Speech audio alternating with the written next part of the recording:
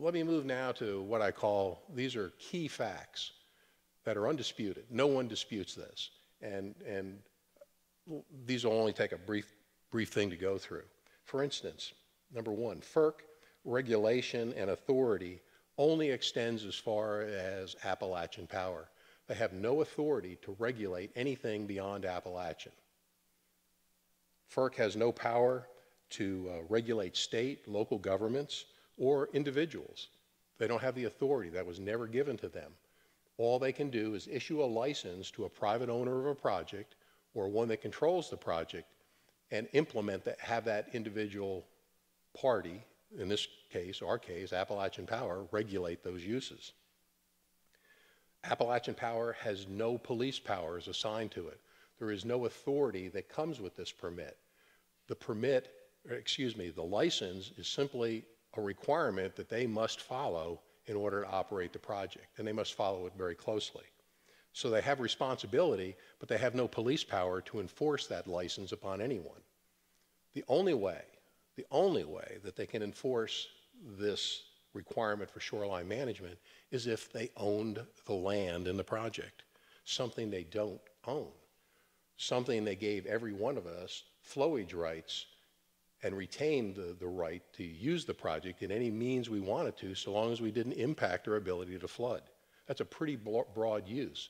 And that, in our opinion, and in the opinion of anyone that's looked at this in detail, means the right to adopt, the right to use your shoreline, to plant, to remove trees, the right to put riprap in to protect your project from eroding, the right to put boat ramps in, the right to build beaches. Those things have never been a restriction in the flowage easement, the underlying documents that give you your property rights. The SMP, as clear as I can state this, it's not law.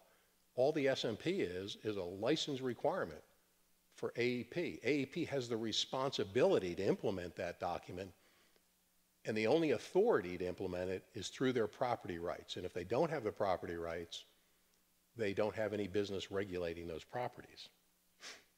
The fact that FERC awards a license or approves an SMP doesn't change your property rights. They have no authority as an organization, as a regulatory agency, to change those. Appalachians control, I'm being redundant here, but it's important, their only control exists through what property rights they have, and those property rights are the same as your property rights.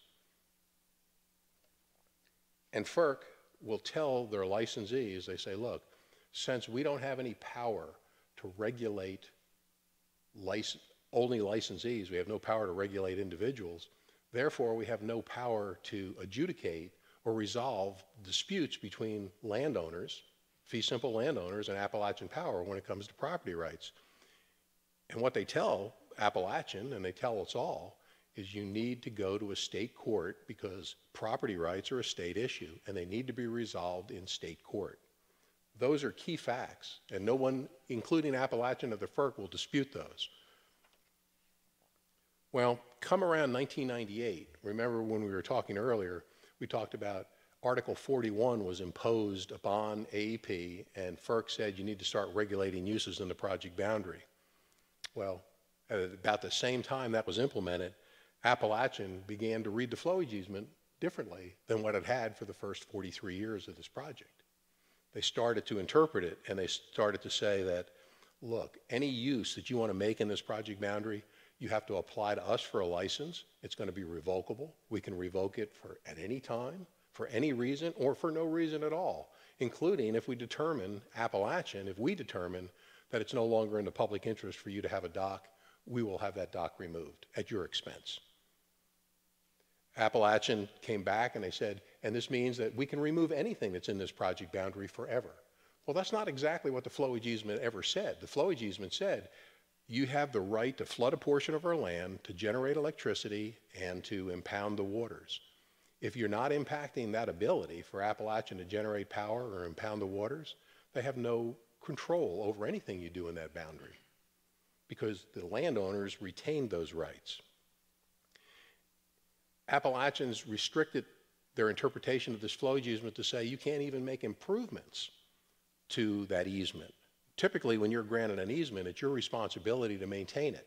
In other words, make sure that you can still get to the water, make sure that you clear the land or open paths to get there, make sure that the only way you can get to the water of Smith Mountain Lake is really through a dock. If you think about that, how else would you get into the water on Smith Mountain Lake? Run down to the riprap, crawl down the riprap with your grandkids and enter the water, tie your boat up, I don't know, to what? Let it float around and smash against the riprap? No, the only reasonable way to get to the waters here and to put a boat in these navigable waters is with a pier or a dock of some structure. And for 43 years, no one had a problem with that. That was what we all understood our rights to be when we bought our properties that were adjacent to the lake. Now, Appalachian always comes back and they say, but you don't understand. We have a new license and that gives us new authority. Well, if you recall just a few seconds ago, I told you that AEP has no new authority. They have new responsibilities. Responsibilities are a lot different than authority, and FERC can't give them authority to regulate us. They can only regulate their licensee, and the licensee can only regulate to the extent that its property rights allow it to do so. So when this license was awarded, again, I'll repeat, Appalachian swore to the FERC, gave a certification. It said, trust us, we have sufficient property rights for adequate operation of this project. And they submitted a set of drawings. Well, those drawings don't meet the 18 CFR paragraph 4.41H-4. What that all means is that's the Code of Federal Regulation. That Code of Federal Regulation explains explicitly what those drawings are supposed to contain. They're supposed to show who owns the project, they're supposed to show where flowage easements exist, and they're supposed to show every subdivision of land out there that either Appalachian owns or someone else owns. When you look at these drawings, they have nothing on them like that. They don't meet their license requirements. And again, I told you that the underlying flowage easements were never changed, so nothing in those drawings are accurate. And FERC has to know. If you think back, when I told you they submitted drawings originally in 1967, they submitted those same drawings again in 2004 to FERC, and then all of a sudden they come up with a new drawing package that shows nothing except a one-line certification.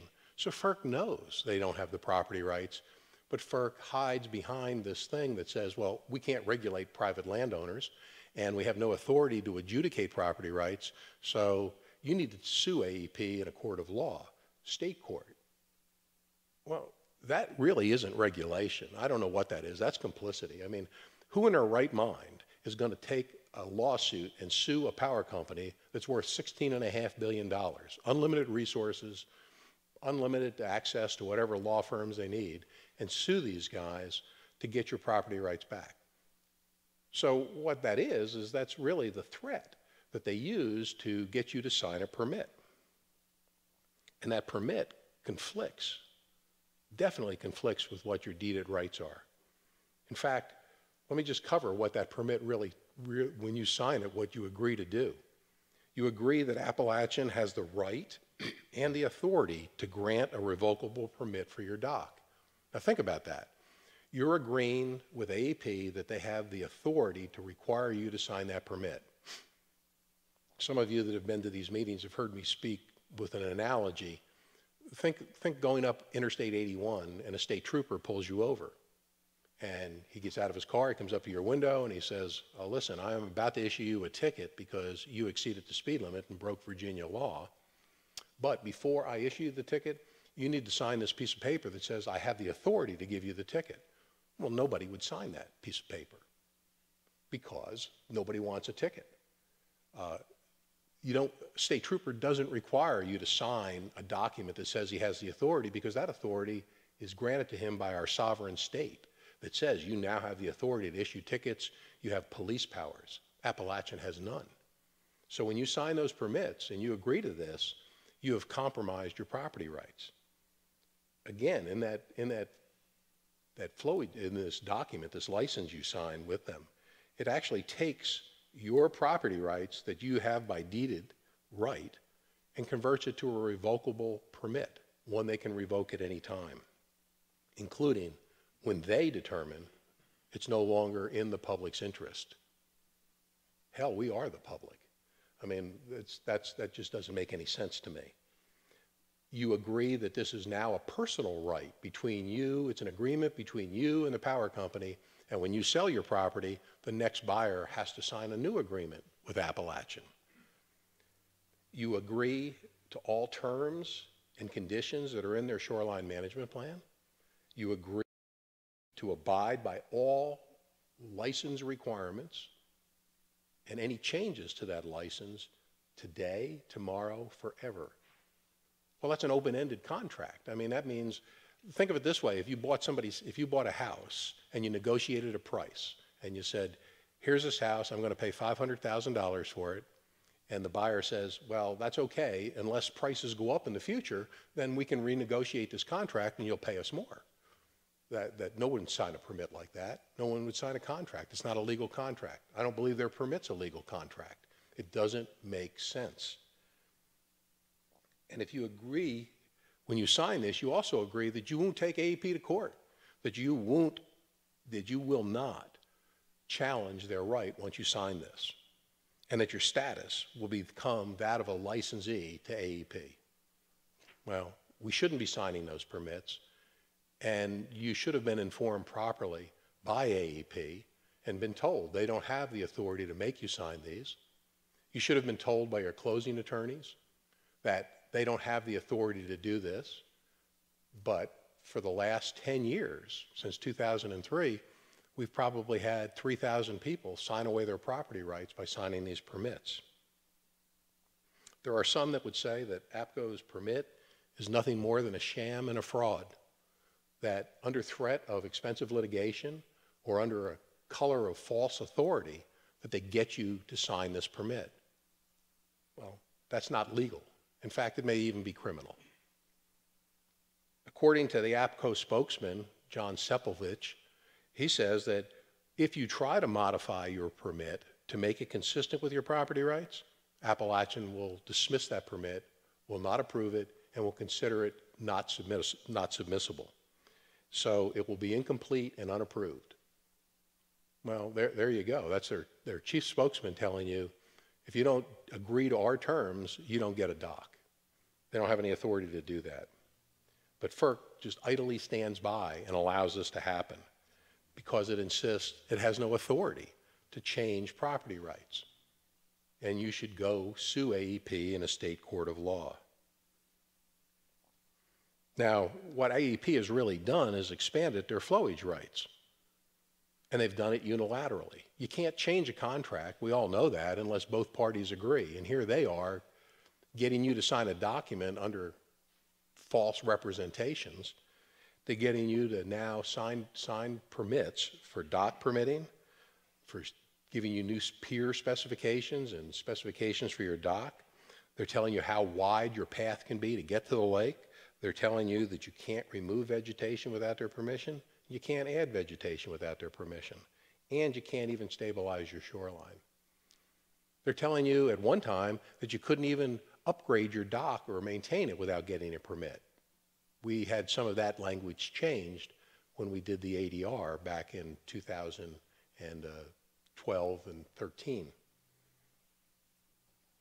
And if you think about this, Appalachian will tell you that they're just trying to be good stewards and to make this project beneficial for everyone. But I'll tell you, they have neglected this project over the years. They've neglected it in a variety of ways. They've allowed sediment to build up and block people's access, especially at the end of coves or up in the upper channels where the sediment enters the lake. Those owners, when they signed flowage easements with Appalachian, those flowage easements gave Appalachian the right to overflow the land, to put water on your land. It didn't give them the right to deposit sediment. Just keep that in the back of your mind. They've allowed trees to die and fall into the project boundary and block your access. In fact, they tell you if you remove a dead or dying tree, that you have to replant 50% of what the diameter of that tree is with new trees. Well, that's not true. If that tree is in the project boundary, Appalachian has a license requirement. It's called License Article 20, that requires Appalachian to remove any tree that's in danger of falling, that's dead or dying in the project boundary because it poses a safety hazard. It's their obligation to remove it. They have to remove it at their expense, and they don't do that. They simply tell you that you're a problem. Well, they're violating their license right there.